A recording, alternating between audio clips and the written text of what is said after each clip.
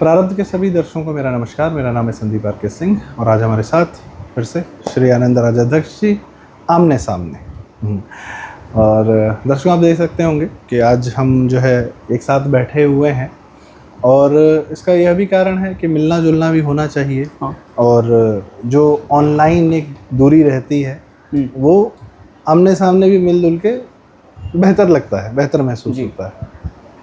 पर बात यह है कि हम दोनों ये काम तो भारत में रह के कर रहे हैं, भारतीय होकर कर रहे हैं। और फिर कुछ लोग सर अजीब सा दोगला व्यवहार करते हैं। वो कहते हैं कि हमने पाकिस्तान नहीं चुना था, हमने भारत चुना था। लेकिन वो इस प्रकार की आमने सामने वाले कार्य जो है शादी ब्याह करके करते हैं। बेटियों को एक्चुअली क्या है, बेटियों को पाकिस्तान में ब्याह देते हैं। हाँ। और वहाँ से जो है बहुएं ले आते हैं। और हमें लगा था कि ये शायद सन 60 सन 70 तक ख़त्म हो गया है। पर जब जैसे वीज़ा कैंसिल हुआ है पता चला हज़ारों लाखों की संख्या में है ये लोग।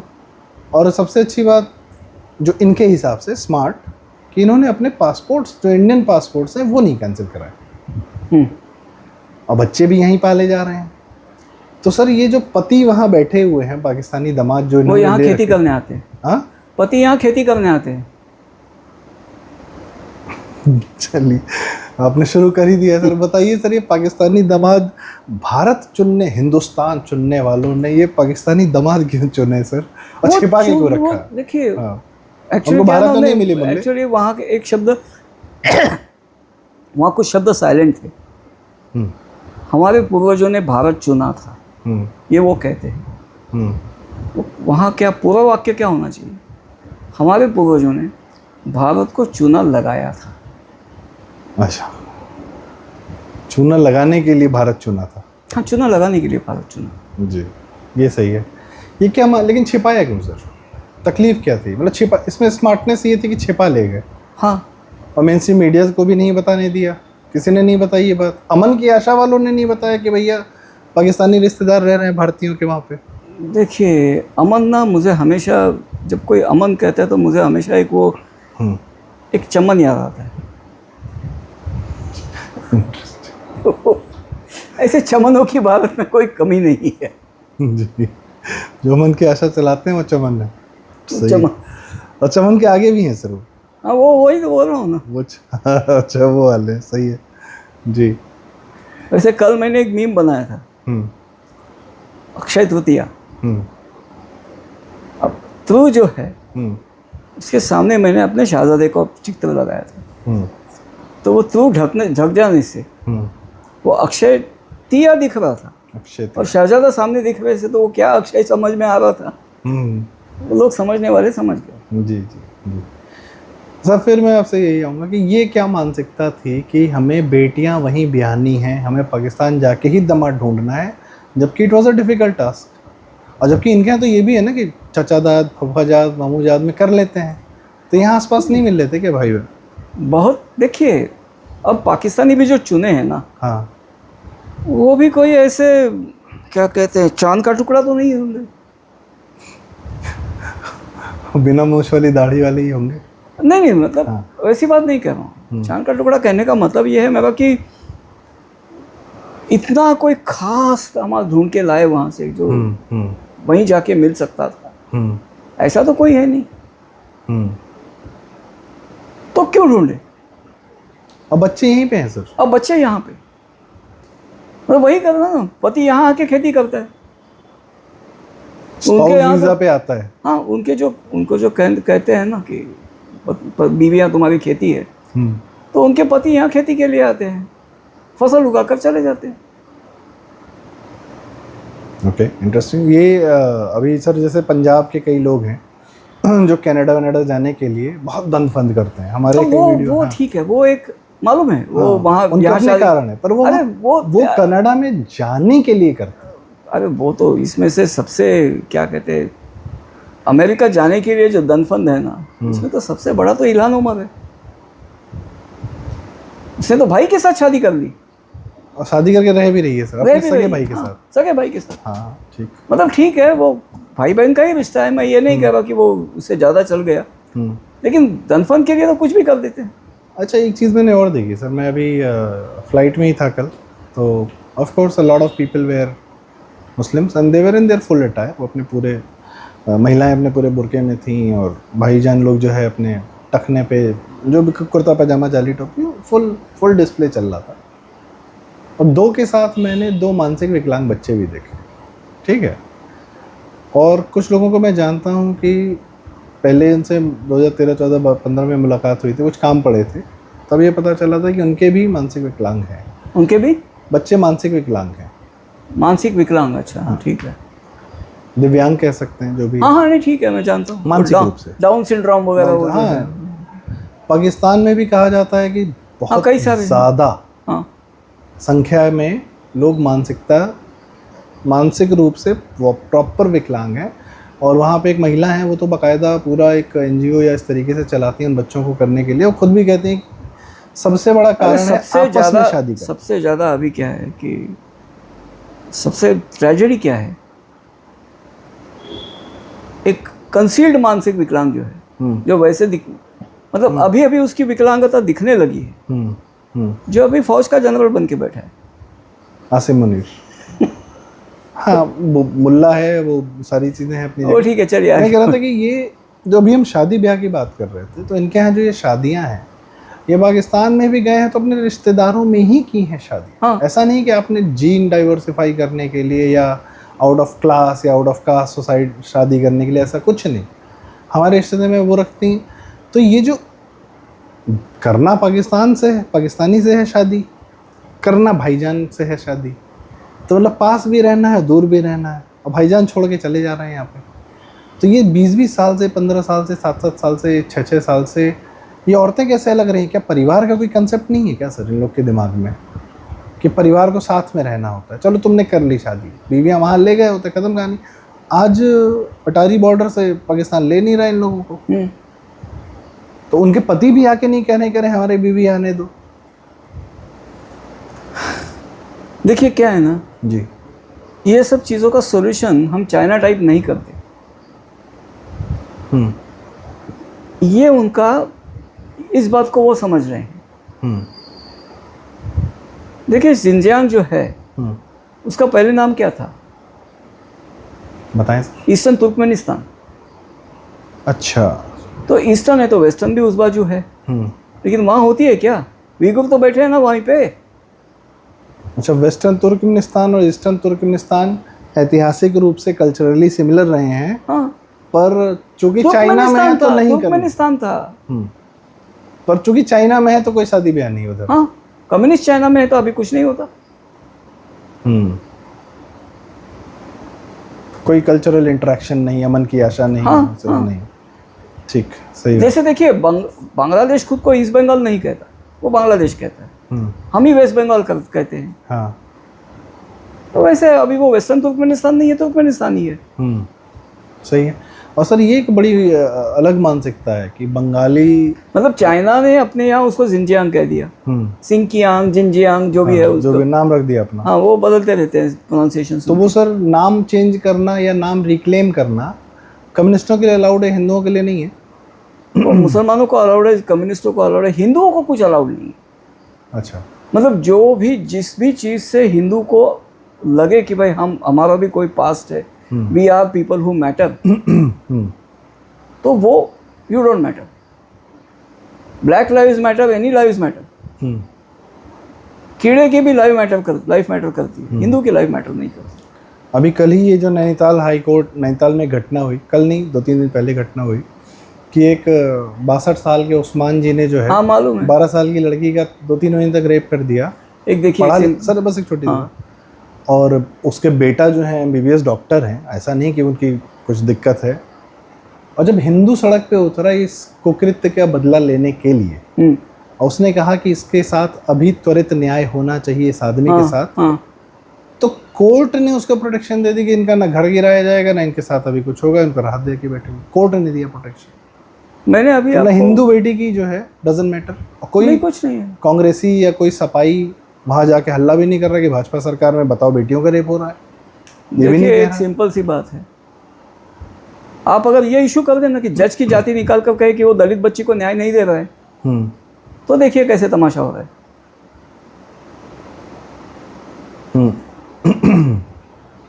उस पर रिएक्शन आ जाएगा, उस पर रिएक्शन आ जाएगा। अगर कहें कि जज की जाति ये है, अब वो बच्ची दलित है इसलिए बच्ची को न्याय नहीं मिल रहा है, तो देखिए कैसे तमाशा होता है। लेकिन जज हिंदू है और वो एक मुसलमान परपेट्रेटर है सर। लेकिन परपेट्रेटर है, इसलिए तो मैंने कहा कि जज की जाति निकाल कर देखिए। नहीं सर, यहाँ भी खेल है ना। अगर मुसलमान परपेट्रेटर है तब तो दलित एंगल आता ही नहीं।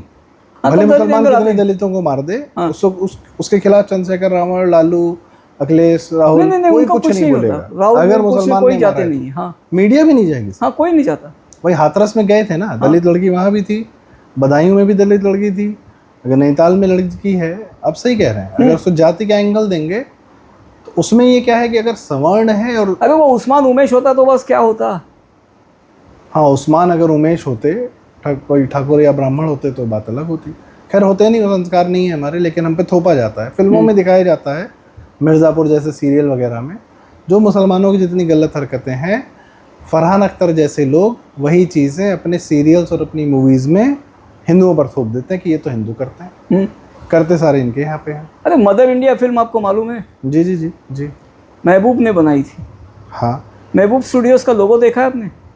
जी, आप एडिट करेंगे तो उसमें डाल दीजिए वो लोग। जी जी। हसिया हथौड़ा है, हाथ में हथौड़ा जो पकड़ा है वो हाथ की उंगलियों में एम बनाया हुआ है महबूब का। अच्छा। और हसिया हथौड़ा है, कम्युनिस्ट महबूब। हाँ, तो कम्युनिस्ट महबूब। तो ये महबूब स्टूडियोज़ का लोगो था। ठीक है, ठीक है, वो आप एडिट करेंगे ना इसमें, तो उसमें वो स्लाइड डाल दीजिएगा। मदर इंडिया फिल्म में नरगिस का नाम है वहाँ राधा, हीरोइन। विलन कौन है? तो सुखी लाला।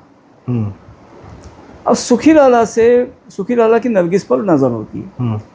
तो ये जब नरगिस एकदम बिल्कुल परेशान है, भूखे हैं बच्चे, पैसा नहीं, बाढ़ आ गया है, जो भी है, तो वो उसके पास, बड़ा मार्मिक सीन है सर। हाँ।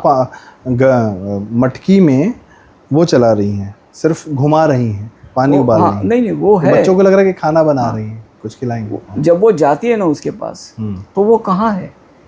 मंदिर में, घर के अंदर मंदिर में। अच्छा, वो पहना है भगवा का ड्रेस। कौन पहनता है पूजा के लिए?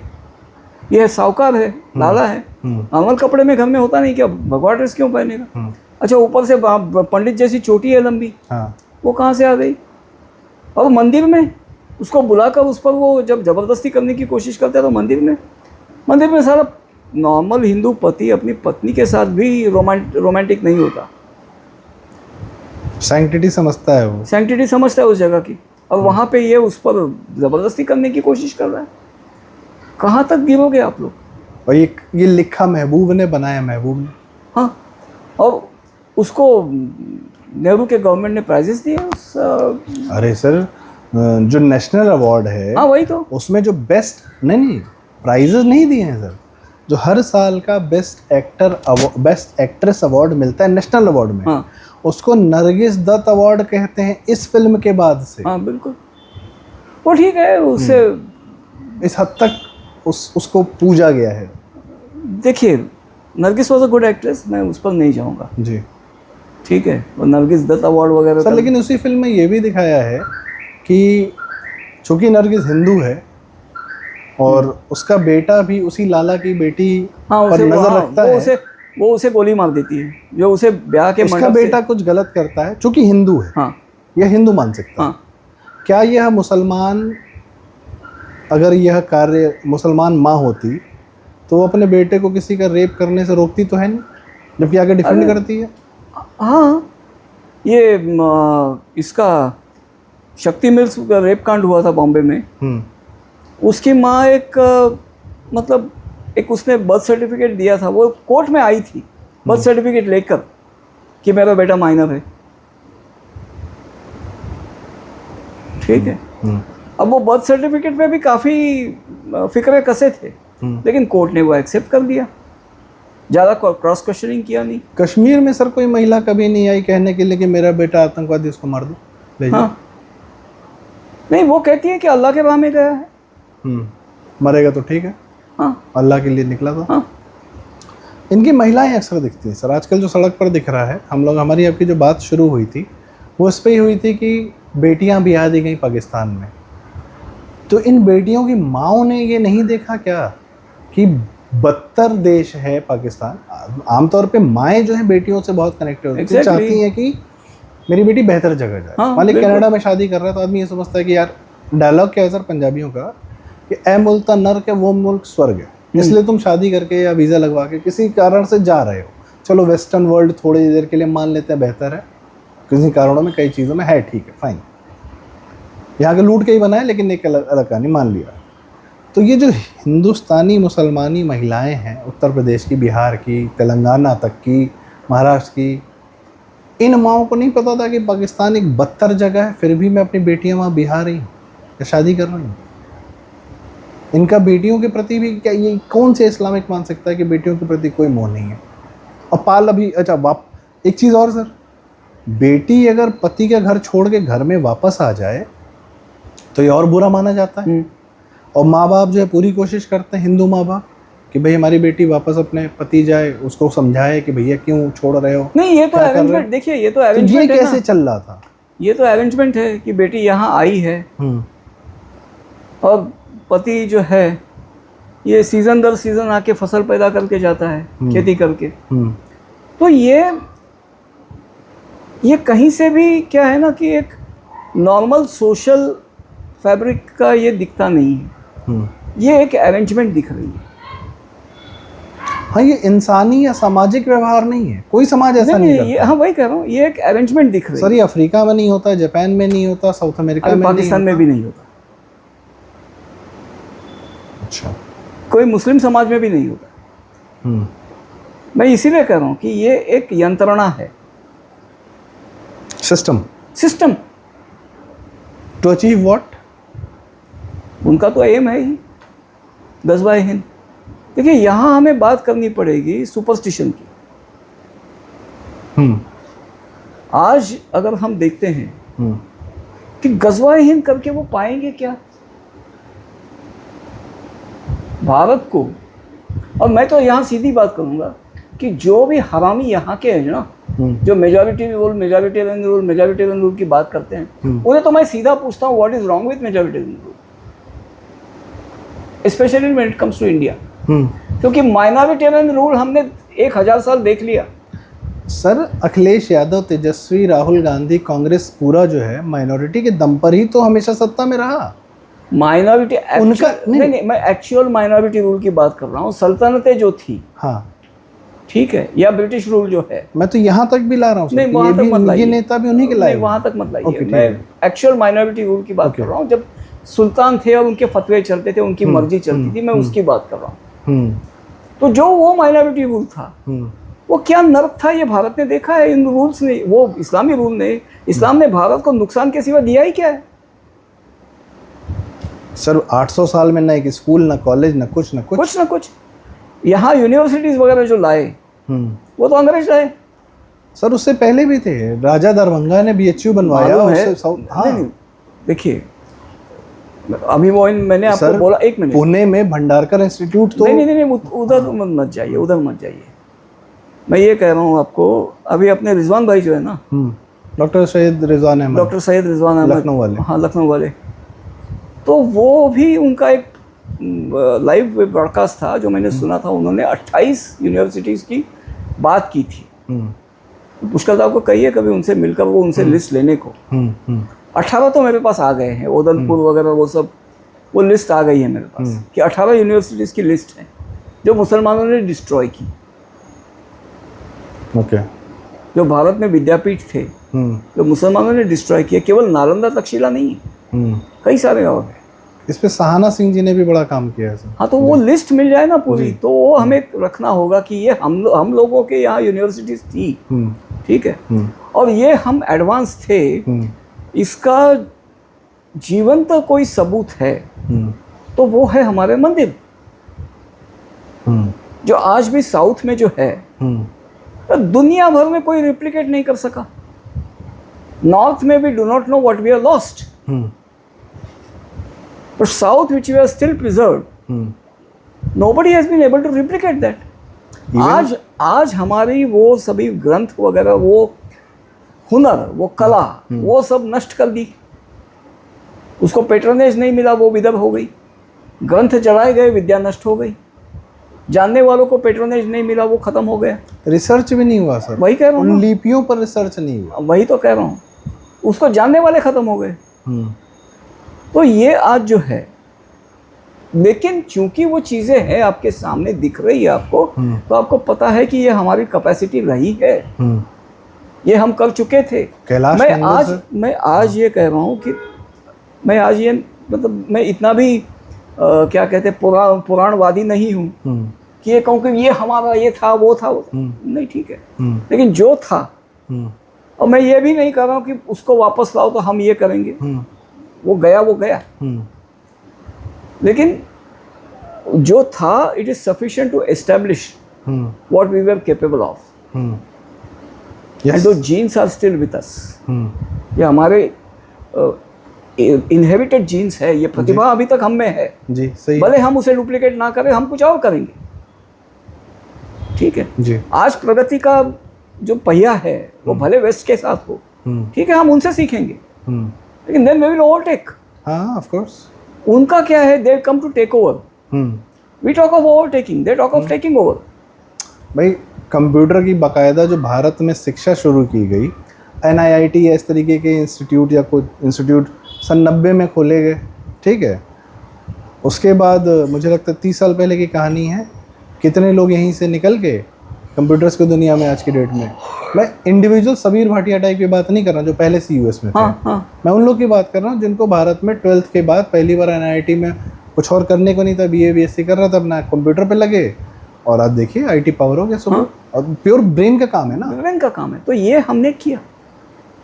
अच्छा, अंग्रेजों ने यहाँ, मैं अंग्रेजों की बात करता हूँ डायरेक्ट, क्योंकि ये जो हिंदू जैन वगैरह, जो हिंदू जैन बौद्ध जो यूनिवर्सिटीज थी, ये मुसलमानों ने ख़त्म कर दी। अंग्रेजों ने यहाँ यूनिवर्सिटीज खोली, क्यों खोली? बौद्धिक संपदा यहाँ दिख रही थी अपने लिए। एग्जैक्टली, ये जो दिख रहा था ना, जो काम हुआ दिख रहा था, आर्किटेक्चर वगैरह जो दिख रहा था, तो दिख रहा था कि इस प्रजा में वो बुद्धि है, तो उन्होंने यहाँ इंस्टीट्यूशंस खोली। अंग्रेजों ने डेजर्ट्स में, डेजर्ट एरियाज में भी उन्होंने वहाँ भी सत्ता चलाई। कौन सी यूनिवर्सिटीज खोली भाई? हाँ, जब तुर्की तोड़ दिया, उस्मानिया तोड़ दिया, हाँ। सऊदी अरब वगैरह जब तेल नहीं उतना पाए थे, तो वहाँ जाके तो यूनिवर्सिटीज खोली नहीं उन्होंने। तो यहाँ खोली ना यूनिवर्सिटीज। अच्छा, सर अमेरिका ने 20 साल अफगानिस्तान में राज किया, एक यूनिवर्सिटी नहीं खोली। ये तो अभी तालिबान अभी की बात है। हाँ, तो बात सीधी यही है कि यहाँ पे वो बौद्धिक टैलेंट है हिंदुओं में वो और हिंदू बहुल होने की वजह से समाज के कुछ मुसलमानों में भी वो जीन्स वही है, तो वो थोड़ा स्पिल ऑफ हो जाता है। नहीं, जीन्स की बात नहीं है, वो एक्चुअली DNA वही है, सामाजिक माहौल भी वही है ना सर। जीन्स भी वही है, जीन्स भी वही है, DNA भी वही है। गड़बड़ दीन की है, सॉफ्टवेयर की है यहाँ के। दीन सॉफ्टवेयर नहीं, गड़बड़ जीन्स की, गड़बड़ DNA की नहीं है, दीन की। जीन की दिक्कत नहीं है, दीन की दिक्कत है। ओके, ठीक। वो दीन जो है ना, वो दीन ये हमारे जीन्स है, और वो दीन जो है वो जिन्न है। ओके, सही है, वो एक जिन्न है जी, विनाशक जिन्न है। जीन हार्डवेयर दे सकता है, मेमोरी दे सकता है, टिश्यू दे सकता है, ऑर्गन दे सकता है, पर जो खोपड़ी पे बैठा हुआ वो जिन्न है। वो जिन्न है जिसे वो दीन कहते हैं, और सबको दीनहीन बना के रखते हैं। ये भी आप ही कहते हैं। हाँ, वो सबको दीनहीन बना के रखता है जी, ठीक। तो बात यह है इनकी कि इन्होंने जो किया, विनाश के सिवा इस्लाम ने किसी को कुछ नहीं दिया है। और वो क्यों जानते हैं? उनको उसमें क्यों है नहीं है। यहाँ सुपरस्टिशन की बात पे आता हूँ। देखिए, ये मानते हैं, अब पाकिस्तान में जो बैठा है वो जानता है, भारत के हालात जानता है, भारत का आदमी पाकिस्तान के हालात जानता है, फिर भी ये भारत की वाट लगाने को क्यों आमादा है? वो गजवा आए हिंद नहीं, तो ये उसके बाद वो क्या मानते हैं, वो उससे क्या होगा? कुछ ऊपर जाएंगे तो मिलेगा, वो ऊपर रह के नीचे है, कहाँ है भगवान? नहीं, पूरा स्ट्रक्चर में लीजिए, पूरा इस पे लीजिए। ये क्यों करते हैं, क्यों चाहते हैं? आखिरत आएगी। आखिरत, वो उनका जो ओसीडी है, ऑब्सेसिव कंपल्सिव डिसऑर्डर, आखिरत is the OCD of Islam, specially subcontinental Muslims. उनका ये ओसीडी है। आखिरत काफिर के मरने के बाद ही आएगी। काफिरों को मारने के बाद ही आएगी। काफिरों पर यहाँ सब नहीं आई तो नहीं आई तो वैसे तो आ ही जाएगी। जब पूरी दुनिया में इस्लाम नाफिज हो जाएगा तो सब आपस में लड़वाने की नहीं, एक्चुअली वो कयामत ही होगी। नहीं नहीं, नहीं नहीं, वो दोजख होगा। दोजख होगा। सही बात। इस्लाम नाफिज हुआ तो दोजख होगा, कयामत नहीं होगी, दोजख होगा। तो बात ये है कि ये तड़पाने के तो सारे इन्होंने ही लिख रखा है पूरा। तड़पाने में रिसर्च है सर। दूसरों को तड़पा तड़पा के मारने में रिसर्च है, अच्छी रिसर्च है। तो उसमें क्या है कि ये जो इनका जो है, मतलब ये दोजख की बात करते हैं। दोजख नहीं, ये आखिरत की बात करते हैं। और ये आखिरत का क्या है, बिलीफ है, वो ऐसा मानते हैं। वाई शुड, मतलब जो हिंदू है, यहूदी है, H&J, हिंदूज एंड जूज, ये दुनिया की सबसे इंटेलिजेंट और प्रगत सभ्यताएं हैं, सिविलाइजेशन है, संस्कृतियां हैं। ये बीच वाले इग्नोरेंस के हाथों क्यों कुर्बान हो भाई? The I of ignorance, why should these civilizations be sacrificed to ignorance? आप ये कह रहे हैं कि जब ABCD हम पढ़ते हैं तो ABCDEFG HIJ के, तो H हिंदू हुआ, J जीव्स हुआ, लेकिन बीच में I आ गया है। हाँ, इसे इस्लाम कहते हैं, लेकिन वो है ignorance. ignorance with a sword। हाँ, तो उनको एक ये है कि हमसे पहले वाले जितने हैं, हिंदू हैं चाहे यहूदी हैं, वो मर जाएं। हाँ, वो पहले ख़त्म हो। नहीं, मैं तो कहता हूँ कि भाई इनका जो बिलीफ है, देखिए यहाँ मैं एक बात कहता हूँ, ये उनका क्या है, ultimately what is Islam? Belief. तो बिलीफ में क्या है? The only truth of a belief is a lie. Belief is never the truth. BELIEF। तो बिलीफ का जो मध्य, जो मजबूत पिलर है, वो लाई है, वो झूठ है। तो कहानी तो है ना सर कि गधे पे उड़ के, नहीं वो छोड़िए, वो सब बातें छोड़िए। हाँ, आप केवल एक मान्यता के लिए, आपकी मान्यता सच है या नहीं है उसका कोई ये नहीं, it is only a belief. लेकिन नहीं, इसी the damage you do is real. Sir मुझे एक सवाल पूछना है, मासूम सवाल। बहुत डिटेल में बताया जाता है by the Islamist and the mullahs कि पोस्ट डेथ, पोस्ट आखिरत जन्नत मिलेगी, ये होगा वो होगा, दुनिया की हूरें मिलेंगी, ये कहानी, दोज़ख मिलेगा, ये ऐसा किया तो वो मिलेगा नहीं। बहुत डिटेल में है सर कि ये मरने के बाद ये होगा। तो बाय डिफ़ॉल्ट इनको तो पता भी होना चाहिए था कि पैदा होने से पहले क्या था। नहीं, वो पता नहीं। तो इफ somebody doesn't know पैदा होने से पहले क्या था, अरे देखिए, हाउ कैन दे से कि मरने के बाद क्या है? देखिए, जस्ट पूरा नहीं, एक पूरा कंस्ट्रक्ट जो है ना, सिंपल फंडा इतना ही है। आदमी को एक बात पता है कि वो मरेगा। किसी को भी, इंसान है, if is in control of his senses, अकल है, तो उसको जानता है, वो जानता है कि उसको एक दिन जाना है। जाने के बाद क्या होगा ये उसे पता नहीं। अच्छा, वो क्या है ना कि अपने अस्तित्व से, अपने व्यक्तित्व से इतना ऑब्सेस्ड है कि वो सोचता है कि जाने के बाद भी उसकी वही शक्ल होगी, वही उसका, मतलब वो पूरा अस्तित्व वही का वही होगा। अब जब उसको मालूम है कि वो जाएगा, तो उसकी पूरी पावर ये जिंदा अस्तित्व के साथ ही है, बॉडी के साथ, बॉडी के साथ। वो नहीं जाएगी, वो जानता है कि वो नहीं जाएगी साथ में, बॉडी यही रहेगी। सालों को सब तो देखते ही आ रहा है कि बॉडी यही है, या तो जल गई है, गल गई है, जो भी है, लेकिन बॉडी यही छोड़ के गया आदमी। तो तब मेरे साथ क्या होगा? और उसे ये मालूम है कि ये सब कुछ नहीं रहेगा, power is not going to come with me. तो मेरे साथ क्या होगा? तो वो जो डर है, ये डर हर धर्म की आधारशिला है। हर की तो नहीं करूँगा, इनकी हर जरूर की है, हर की है। नहीं, ओके, चिंतन है सर, हमारे में चिंतन है। मैं ये कहूँगा, देखिए ये हर धर्म की आधारशिला है। अब उससे क्या है कि व्यक्ति कितने सुसंस्कृत है, कितने सुसंस्कृत है, कितना शील वगैरह क्या है, कैरेक्टर क्या है, इस पर ये बनता है। अब जितने रिलीजन्स की आप उनके कानून, नियम कानून जितने कठोर पाएंगे ना, हार्श, क्रूर पाएंगे, कठोर भी नहीं, क्रूर पाएंगे, उतना आप मान लीजिए कि वहाँ के लोग जो है वो उतने बदमाश रहे होंगे। सही है। देखिए कठोर कानून यहाँ भी रहे हैं, भारत में भी मनुस्मृति में कई दंड ऐसे हैं, ठीक है, लेकिन आज हम उसके आगे निकल गए हैं। वो सबको नहीं है, और वहाँ भी उसकी कंडीशंस काफ़ी डिटेल्ड हैं। तो यहाँ ऐसा नहीं ना, चलो अंडा चुराया तो हाथ कटा। जी, तो सर देखिए, आपने ये बात तो बहुत क्लियरली बताई। हमारी बात शुरू हुई थी कि जो बिलीफ है, जो इन लोगों ने आज जो हमने प्रैक्टिकल व्यवहार देखा है कि एक झूठ के लिए, एक बिलीफ, एक मान्यता के लिए बस दिमाग में बसा हुआ है। आपने अपना परिवार तोड़े हैं। जी, मैं यहाँ एक और बात कहता हूँ जी, ये जाए भाड़ में, हमें क्यों ले जा रहे हो? सही है भाई, खुद जाओ। ठीक है, तुम्हें भाड़ में ही जाना था तो पाकिस्तानी चले जाते ना। यहाँ तुम बैठ के यहाँ तुम जो कर रहे हो वो एक्चुअली तुम भारत के खिलाफ षड्यंत्र कर रहे हो, और ये तुम जानते हो।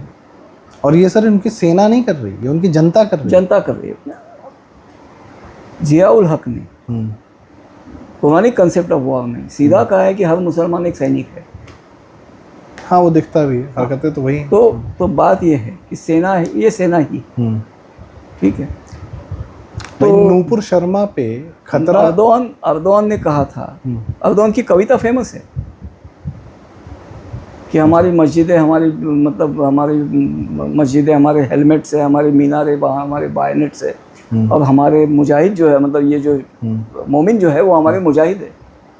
सही, मैं वही कह रहा हूँ सर, इनकी जनता ये है कि नूपुर शर्मा जी को जो खतरा है, जान पर खतरा, या सलमान रुश्दी को जो था, वो किसी लश्कर, किसी संगठन से नहीं था।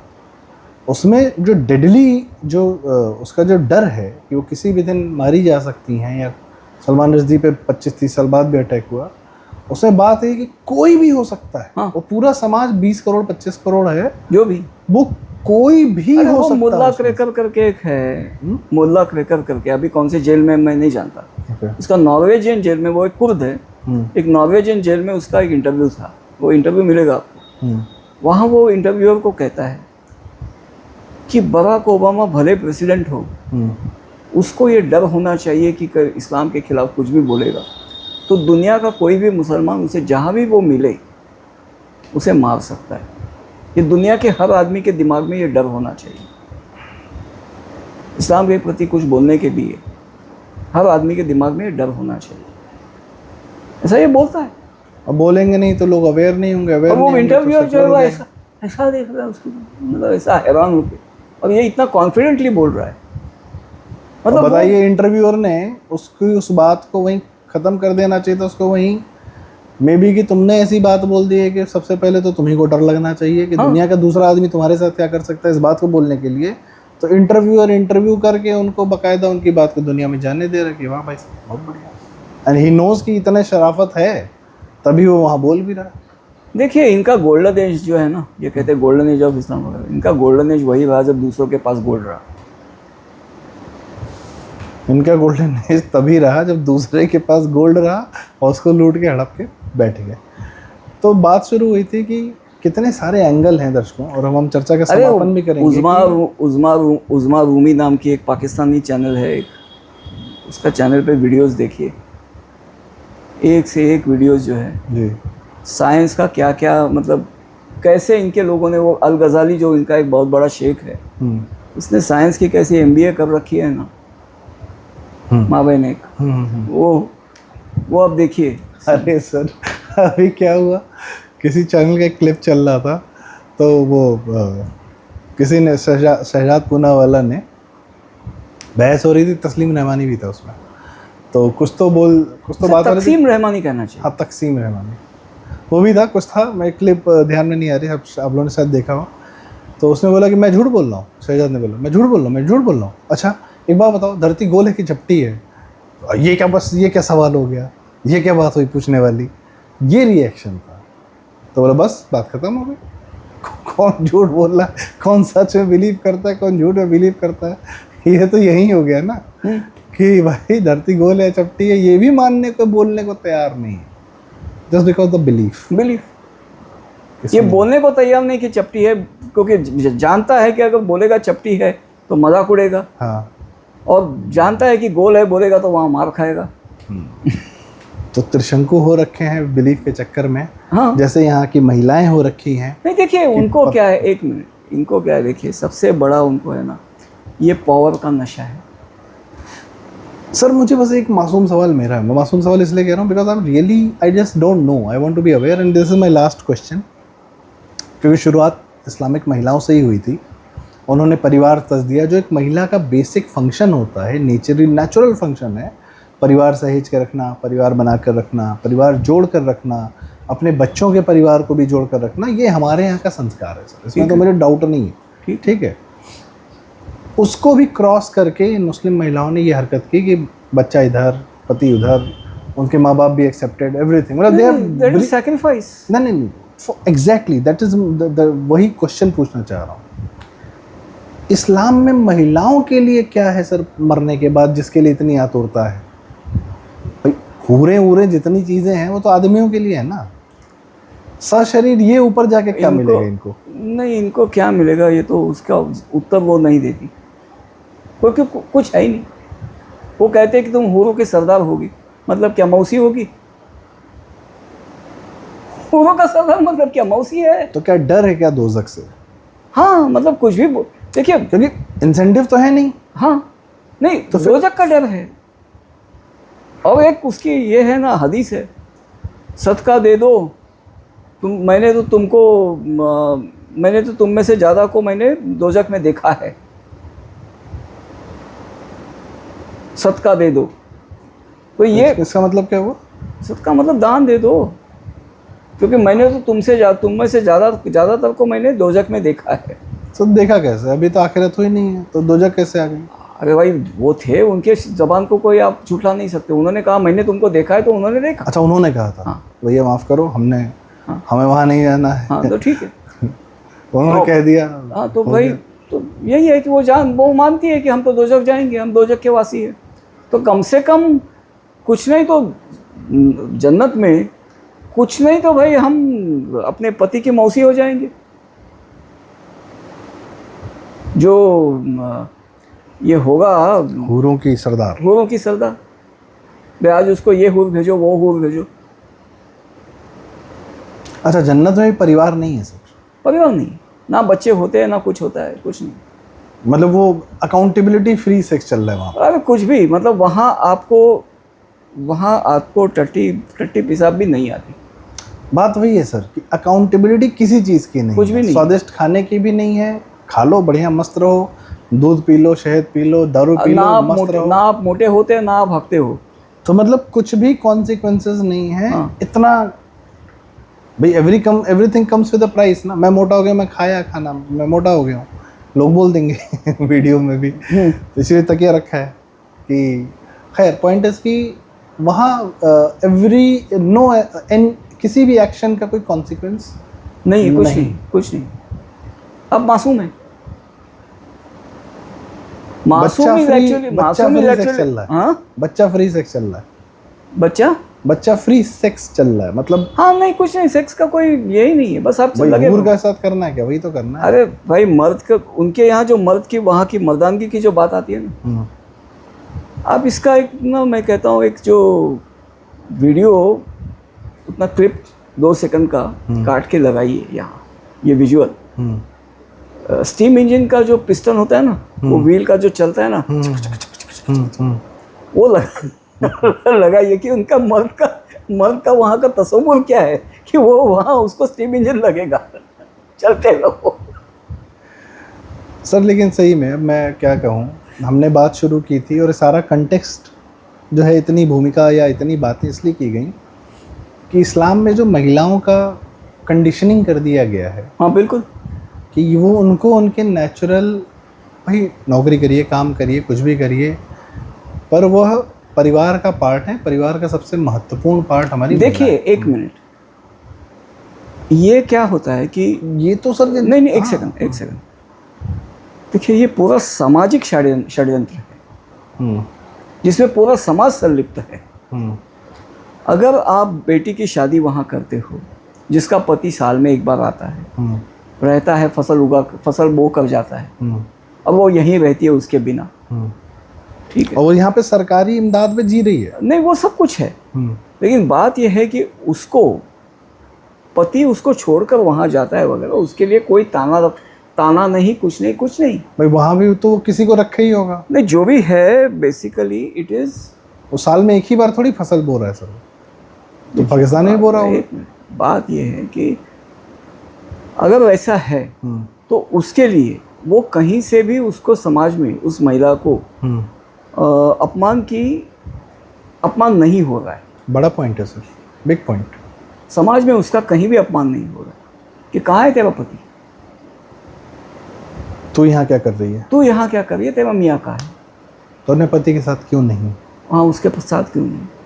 तो वो ताने फिक्रे अगर नहीं है तो ये पूरा समाज का षड्यंत्र है। क्योंकि भाई हमारे यहाँ भी थोड़ी अति की जाती है, या माता पिता थोड़े कठोर हो जाते हैं, क्योंकि अंततः उनको पता है कि बेटी का पति के साथ ये रहना, या वहाँ कुछ अलग नहीं है। नहीं, हमारे यहाँ की बात मैं कहता हूँ कि उनके समाज में भी कुछ अलग नहीं है। या हमारे यहाँ वगैरह मत कीजिए, ठीक है, मुस्लिम समाज में भी कुछ अलग नहीं है। उनके भी माँ बाप यही चाहते हैं कि अगर पति पत्नी दोनों भारतीय होते, नहीं भारतीय तो की बात नहीं, भारतीय की बात नहीं, भारतीय की बात नहीं, मैं कह रहा हूँ पाकिस्तानी भी या बांग्लादेशी भी जो भी है ना, कहीं भी अलग नहीं है। यही चाहते हैं सबको कि बेटी जो है वो पति के घर खुश रहे, अपने घर में खुश रहे, हाँ अपने घर में, पति के घर में खुश रहे, उसका अपना घर हो वहाँ खुश रहे। Even for that matter westerners, हाँ ऑफ कोर्स, इंस्टिंक्ट वही है। हाँ इंस्टिंक्ट। अभी वहाँ सोसाइटी इतनी डिजेनरेट हो गई है कि वो सब चीजें एक्सेप्ट होती है, लेकिन सर पे हाथ रख के बैठे, अल्टीमेटली सेटल तो करा ही देते हैं कि चलो कहीं, नहीं वो ठीक है, लेकिन अभी मतलब अभी उस बात को लेकर ताने फिक्रे नहीं कसे जाते। इतनी ही बात है कि वहाँ ये स्वीकार्य हो गया है, स्वीकृत हो गया है, उसको अभी कुछ इसको ताने देने की बात नहीं समझी जाती, ठीक है। लेकिन हर कोई मतलब ये एक यूँ समझे नॉर्मल इंस्टिंक्ट है कि माँ चाहती है कि बेटी को भी अपना साथी मिले और वो उसके घर में सुखी रहे, सही, ठीक है, ये सब जगह है। तो इसमें इन महिलाओं के साथ अगर ऐसा नहीं होता और ये वहाँ बाकायदा इज्जत वगैरह पाती है, तो ये सैक्रिफाइस जो है ना, उसके लिए समाज में उनकी इज्जत है। And this is an anti India conspiracy जिसमें वो पूरा समाज संलिप्त है।